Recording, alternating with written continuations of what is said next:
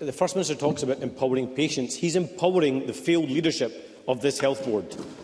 Louise Slorance's husband died at the Queen Elizabeth, and she's been fighting for answers for 2 years. Louise is in the gallery today, listening to our exchanges, and this is what she's told me earlier. We cannot wait any longer.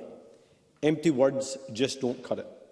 At the end of the day, the people who were in charge when Andrew and others lost their lives are still there. The people who created the problem, who covered up and lied to families, aren't going to be the ones to fix it. How much more does she and other families have to go through? First Minister, you don't need to wait for an inquiry to know that spying on families of dead patients is wrong.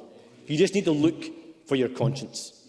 So why won't you finally do the right thing and sack the rotten leadership of this health board so we can get a fresh start and justice for these families?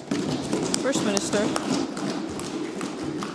Well, as I have said in response to Hannah Sarwar's first question, I will, of course, look forward to meeting with Louise Slorance and hearing directly from her in relation to the concerns that she has quite legitimately and rightly raised on a number of occasions. And I hear the words that she has expressed, Hannah Sarwar, and he has read out on her behalf, and I do take them with the utmost seriousness.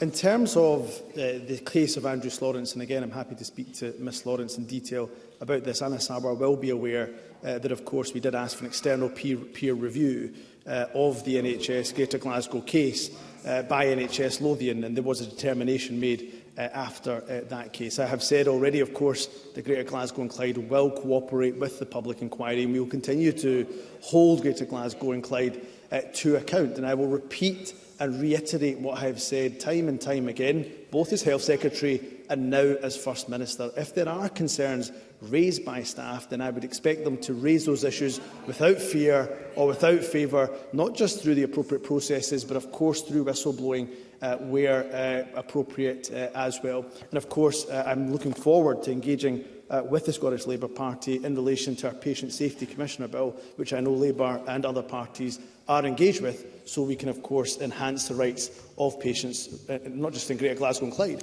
but right across the country, Presiding Officer.